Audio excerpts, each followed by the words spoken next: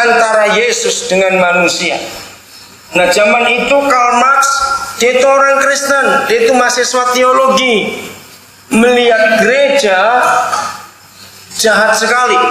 Pemimpin-pemimpin gereja kaya-kaya, uang dalam gereja banyak sekali, emas, kekayaan gereja luar biasa.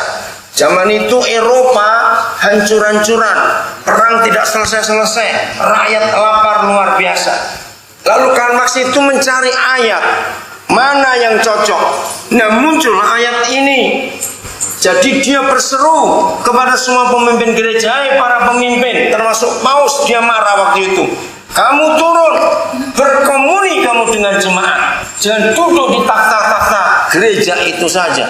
Jadi komuni itu dari komunis, dari kata komuni, yang artinya, "Hai para pemimpin, bersekutulah kamu, jual yang kamu punya, bagikan." Nah, cuma sayang setelah Karl Marx mati, Lenin, Mussolini, seterusnya itu menjadikan faham, jadi sama rata semuanya. Nah, itu salahnya. Jadi komunis itu pakainya ayat ini. Ngeri bukan kalau kita lihat itu.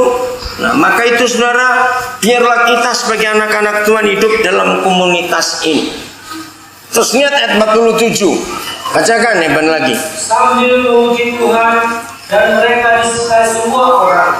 Dan tiap-tiap hari Tuhan menambah, dan tiap-tiap hari Tuhan menambah jumlah mereka dengan orang yang diselamatkan.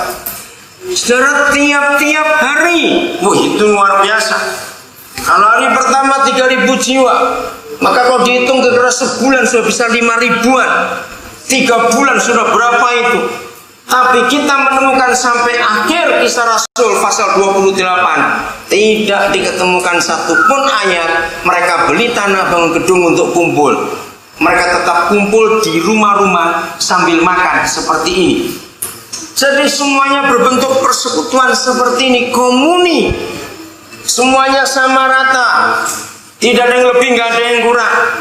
Nah, maka itu awas saudara yang masih pelit. Saudara tidak berhak untuk masuk dalam komunitas karena saudara pelit. Yang pelit bertobat. Semuanya disimpan untuk diri sendiri. Kita harus bagi, Ya, bagi saudara yang cuma tinggal di Timika, nggak tahu di Nabire, nggak tahu di Manokwari. Dari dulu saya hidup, saya tahun 72 mulai jadi hamba Tuhan, saya sudah pakai prinsip ini. Jadi dimanapun saya tinggal, saya pernah tinggal di Amerika, di Australia, di Eropa, di Jawa berapa kota, saya ajarkan orang untuk hidup sebagai komunitas.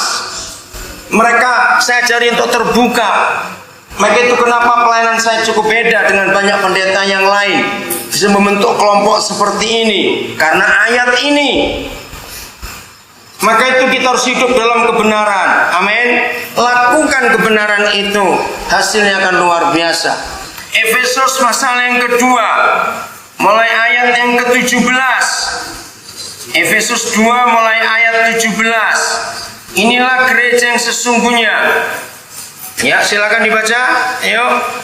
Ia datang dan memberitakan damai sejahtera kepada kamu yang jauh, dan damai sejahtera kepada mereka yang dekat. Nah, kenapa Paulus menuliskan dengan tanda kutip jauh dan dekat?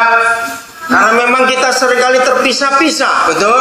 Tapi Yesus datang memberitakan damai sejahtera supaya ada perdamaian.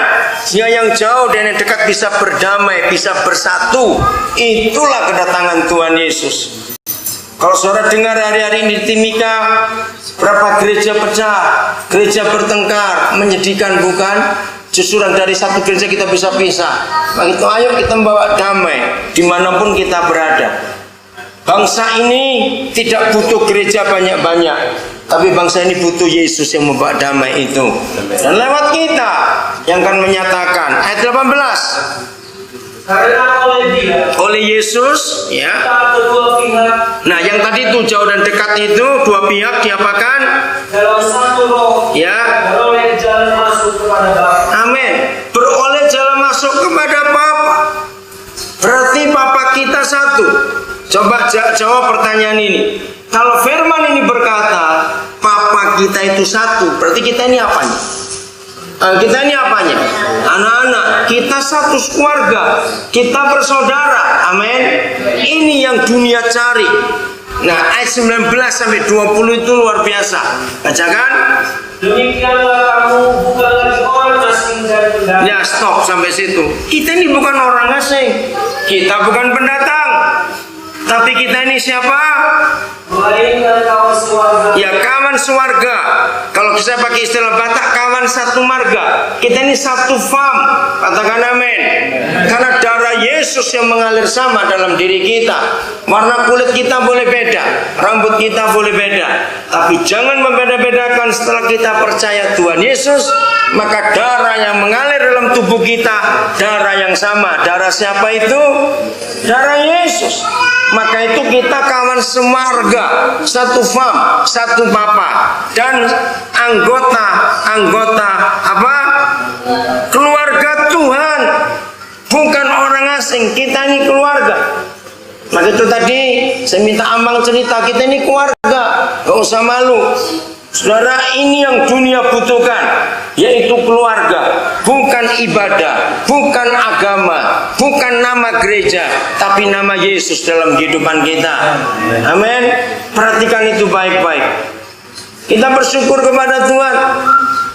Kalau kita bukan orang-orang Papua sebagian besar, tapi bisa dipercaya untuk ngurus anak-anak Papua ini. Berapa suku kita ini? Ya, pernah dihitung enggak? Kita ini berapa suku di sini? Ada yang pernah ngitung? Iya.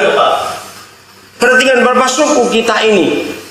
Ada Ambon, ada Jawa, ada Tionghoa, ada Batak, Manado, Sangir, mana lagi? Timur, ya Ambon, Jawa, apa lagi? Apa? Papua, ya. Kenapa? Batak, Sunda tadi. Berapa itu semua? Manado sudah, Sangir sudah. Jangan dibunuh, kasihan. Mana Sumbawa siapa? Siapa Sumbawa? Tidak ada. Oke, lihat itu. Ayo kita sama-sama menyatakan ini kepada dunia. Amin. Terus ayat 20. Yang dibangun di atas dasar para rasul dan para nabi, dengan Kristus Yesus sebagai batu penjuru. Nah, jadi batu penjurunya adalah Yesus Kristus Tuhan kita, bukan yang lain-lain. Nah, sekarang kita akan tanya, apa yang Papa di surga harapkan dan rindukan dengan konsep ini? Saudara, ini penting sekali kita belajar untuk mengenal, untuk menyatakan kerinduan Bapa di surga yang sampai hari ini belum pernah terjadi dalam dunia ini. Kerinduannya cuma satu. Dia ingin dikenal oleh dunia lewat kita. Amin. Kenapa begitu? Karena di surga itu ada keluarga. Nah, ini yang banyak orang Kristen masih belum tahu. Kalau di surga itu ada keluarga. Dan kita ini menyatakan diri sebagai wakil Tuhan yang adalah keluarga di dunia ini. Semua kehidupan, perhatikan dia, semua kehidupan itu harus dimulai dari keluarga. Betul? Suami istri, semua kehidupan. Maka itu kalau anak-anak bertumbuh tanpa orang tua lengkap, mereka pasti cacat jiwanya, pasti cacat. Kenapa ada pernikahan? Karena Tuhan ingin menyatakan diri kepada dunia ini. Mari kita lihat Kejadian 1 ayat 26. Yang membuat kita sering bingung adalah kata ini. Kejadian 1:26. Berfirmanlah Tuhan, baiklah kita menjadikan manusia menurut gambar dan rupa kita. Ya, stop dulu.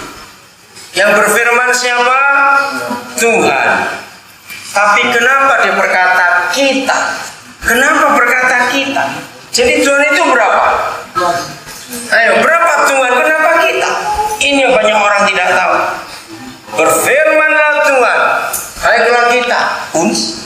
Kita kenapa? Siapa itu? Kalau kita itu satu atau lebih? Nah, siapa itu? Ini rahasia yang luar biasa, saudara. Ayat 27 akan menjawabnya. Ayat 27. Maka Tuhan menciptakan manusia itu menurut gambarnya. Menurut gambar Tuhan diciptakannya Nah, dia. jelas sekali menurut gambarnya.